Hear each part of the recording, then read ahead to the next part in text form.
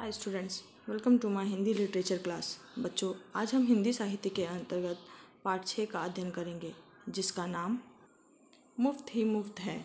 बच्चों, इस पाठ के अंतर्गत हम एक ऐसे व्यक्ति के बारे में जानेंगे जो हर चीज़ को मुफ्त में ही पाना चाहता है। आइए पाठ को पढ़ लेते हैं। एक दिन भीखू भाई का मन नारियल खाने का हुआ। ताज़ा मुलायम कसा हुआ शक्कर के साथ। उसके बारे में सोचते ही भीखू भाई ने अपने होठों को चटकारा। वाह, क्या मीठा स्वाद होगा। बच्चों, एक दिन भीखू भाई का मन नारियल खाने का हुआ। ताज़ा मुलायम नारियल शक्कर के साथ। उसके बारे में सोचते ही भीखू भाई के होठों को चटकारा। भीखू भाई ने अपने होठों को, किसी भी हम अच्छी चीज़ को खाते हैं, कोई स्वादिष्ट चीज़ को खाते हैं तो हम होठों को चटकारते हुए कहते हैं, वाह क्या मस्त स्वाद है या क्या अच्छा स्वाद है। वैसे ही भीखू भाई ने उसका बारे में सोच के ही अपने होठों को चटकारते हुए कहा कि क्या मीठा स्वाद होगा। लेकिन एक छोटी सी समस्या थी। घर में तो एक भी नारियल नहीं था। ओहो, अब मुझे बाजार जाना पड़ेगा। उन्होंने अपनी पत्नी लाबूबेन से कहा। भीखू भाई के घर में एक भी नारियल नहीं था, इसलिए वह अपनी पत्नी से कहते हुए कह रहे हैं कि अब तो मुझे नारियल लेने के लिए बाजार जाना होगा। लाबूबेन अपने कंधे उचका कर बोली, खाना है तो जाना है। एक समस्या और थी। भीखू भाई ने कहा, पैसे खर्च करने पड़ेंगे। अब भीखू भाई ने लाबूबेन से, अपनी पत्नी से कहा कि मुझे नारियल खाना है और नारियल घर पे नहीं है, इसलिए मुझे कहाँ जाना है, बाज़ार जाना होगा। तब उनकी पत्नी ने उन्हें उत्तर देते हुए कहा कि अगर आपका खाने की इच्छा है तो आपको बाज़ार जाना ही होगा। फिर भीखू भाई के सामने एक समस्या और आई कि पैसे भी खर्च करने पड़ेंगे, नारियल लेने के लिए पैसे भी खर्च करने के पड़ेंगे। लाबूबेन बोली, हाँ पैसे तो खर्च करने पड़ेंगे। पत्नी ने बोला कि हाँ पैसे तो खर्च करने पड़ेंगे। भीखू भाई जरा कंजूस थे। वे सीधे खेत में बूढ़े बरगद के नीचे जाकर बैठ गए और सोचने लगे, क्या करूं, मैं क्या करूं। क्योंकि भीखू भाई कंजूस व्यक्ति थे, इसलिए वह पत्नी की बात सुनकर सीधे एक खेत में गए जहाँ पर बूढ़ा बरगद का पेड़ था। उसके नीचे बैठकर सोचने लगे कि अब मैं क्या करूं। मगर नारियल खाने के लिए जी ऐसा ललचाया कि वे जल्दी घर वापस लौटकर लाबूबेन से बोले, अच्छा मैं बाज़ार तक हो आता हूँ, पता तो चले कि नारियल आजकल कितने में बिक रहे हैं। बच्चों, अब वह पेड़ के नीचे बैठे बैठे सोचते रहे, कोई तरकीब ना सूझी।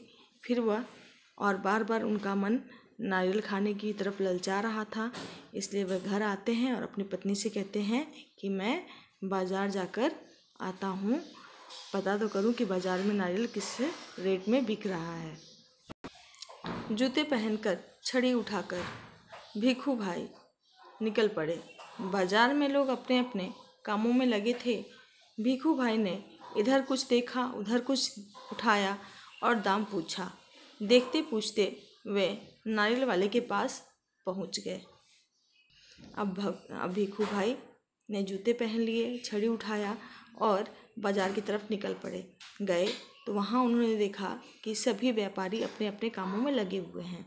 उन्होंने चीज़ें उठाई और दाम पूछना शुरू किया। ऐसे करते करते वे नारियल वाले के पास पहुंच गए। अरे भाई नारियल वाले, नारियल कितने में दोगे? भीखू भाई ने पूछा। अब उन्होंने नारियल वाले से पूछा कि नारियल कितने में दोगे? नारियल वाले ने कहा, बस 2 रुपये में काका। अब उस नारियल वाले ने जवाब दिया कि बस 2 रुपये में काका आपको ये नारियल मिल जाएगा। बस 2 रुपये? भीखू भाई ने आंखें फैलाकर कहा, बहुत ज़्यादा है, 1 रुपये में दे दो। अब भीखू भाई ने अपने आंखें तरेरते हुए उस व्यापारी से कहा कि 2 रुपये तो बहुत ज़्यादा हैं, 1 रुपये में दे दो। नारियल वाले ने कहा, ना जी ना, 2 रुपये सही दाम, ले लो या छोड़ दो। नारियल वाले ने उनसे कहा कि नहीं नहीं, 2 रुपये ही इसका सही मूल्य है, आपको चाहिए तो ले लीजिए, नहीं तो छोड़ दीजिए। ठीक है, भिखू भाई बड़बड़ाए। अच्छा तो बताओ, 1 रुपये में कहाँ मिलेगा? अब भिखू भाई ने नारियल वाले से कहा कि ठीक है, और कहते हुए वो गुनगुनाने लगे। अब नारियल वाले से उन्होंने पूछा, अच्छा बताओ कि मुझे 1 रुपये में नारियल कहाँ मिलेगा?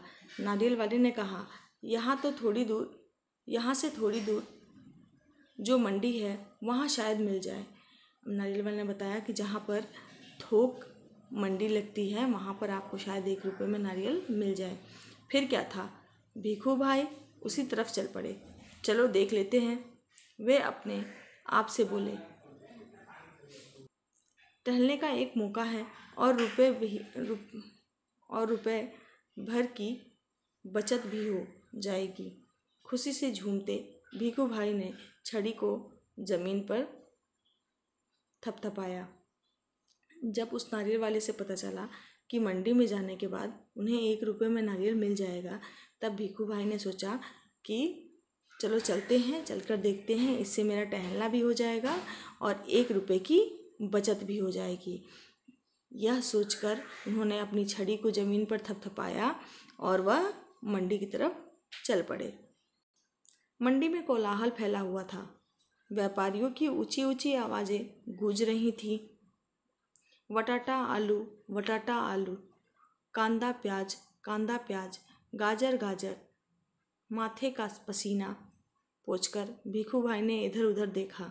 नारियल वाले को देखकर पूछा, अरे भाई, 1 नारियल कितने के दोगे? अब जब वो मंडी पहुँचे तो सभी व्यापारी अपने अपने सामान की जोर जोर से चिल्लाकर आवाज़ें लगा रहे थे। जब उन्होंने, क्योंकि चलते चलते उनके थक गए थे, इसलिए उनके माथे से पसीना टपक रहा था। पसीना पोंछते हुए भिखू भाई ने पूछा कि देखा कि एक नारियल वाला वहाँ पे खड़ा था। उन्होंने पूछा कि नारियल आप कितने में दोगे? सिर्फ 1 रुपये काका, नारियल वाले ने जवाब दिया। जो चाहो ले लो, ले जाओ। अब नारियल वाले ने कहा कि काका सिर्फ 1 रुपये में दूंगा, जो आपको चाहिए वो आप ले जा सकते हैं।